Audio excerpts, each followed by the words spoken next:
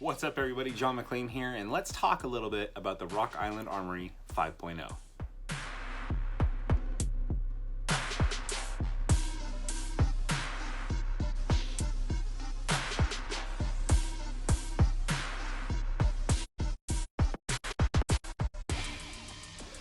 So the first thing you'll notice about this gun is it's kind of got a little bit of a square look to it, and the interesting thing is actually if you look at the barrel even has kind of a squarish profile as opposed to being round like typically barrels are. Now I think that really helps with the way this gun is designed, especially when it comes to the recoil system, because that barrel, when you through recoil, doesn't actually tilt up and down like most firearms do. Rather, it will just cycle back and forth a little bit. And I think because of the way that system locks up, that it's going to make it a very, very accurate firearm out of the box without having to add any sort of aftermarket parts or special fitting or send it to a gunsmith. Right out of the box, I think it's going to be a great bullseye pistol for a factory pistol. Obviously the custom built guns are always going to be a little bit more accurate, but this system I think is pretty solid as far as out of the box accuracy. Now the other thing about this gun that I think is going to make accuracy easier to obtain is the trigger. You see, this is not a striker fired pistol. Even though you don't see a hammer, there is one, and it's internally integrated into the slide. So being that it's still a hammer fired pistol, you don't have that striker fired like feel with the trigger. This trigger that I got to test was actually closer to around 2 pounds. Now I think they've upped the poundage because they don't want, issues arising with customers not being used to having a trigger that light out of the box and having issues. So I think they have raised the trigger weight of their pistols that they'll be shipping out by up to I think 4 pounds.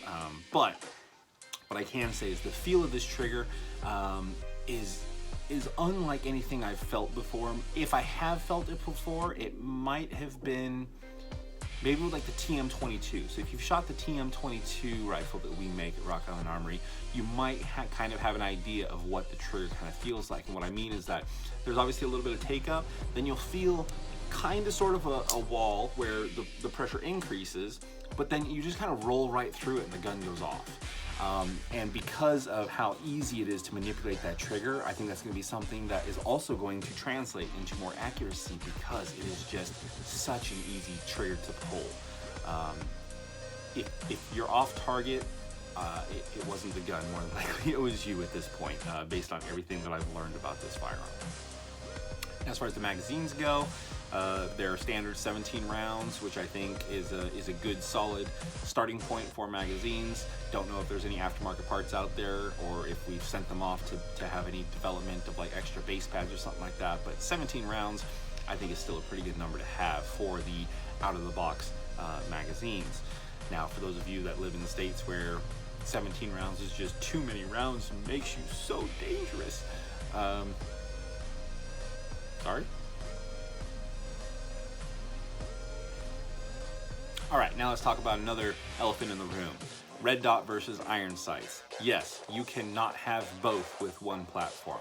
We have certain models that will be Seymour red dot ready, and they actually ship with that Seymour red dot scope.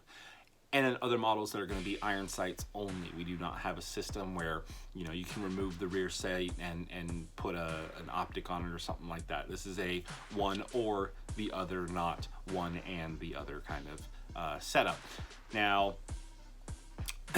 what I'll say is this: if you're not used to shooting red dots and you choose to go with the red dot version, I don't think you're in a bad position, because the way the gun is designed, the way the gun recoil system is designed, the way the gun impulse shoots, and the way the slide moves, I think it's going to be one of the easier guns for someone to learn how to use a red dot sight, due to the fact that there is not going to be nearly as much up and down movement from the recoil. Therefore, you're going to have an easier time tracking the dot and keeping that dot in that window, and it's just going to make you a better shooter in general, I feel.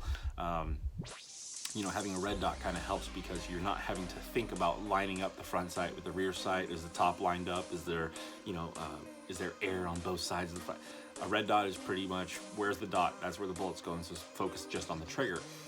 And I think this gun is going to make it very easy for someone to transition from iron sights to a red dot if they've never done that before. Now, obviously, the price of this gun is going to be a little bit steeper, but I can say that even for the price, I think the quality of the firearm that you're going to be getting is going to be well worth your money. I also wouldn't be surprised if I saw some of these guns get bought up and then probably thrown back out onto the market in an auction setting to try and fetch some more money. That's due to the fact that we are doing a limited run right now with special serial numbers.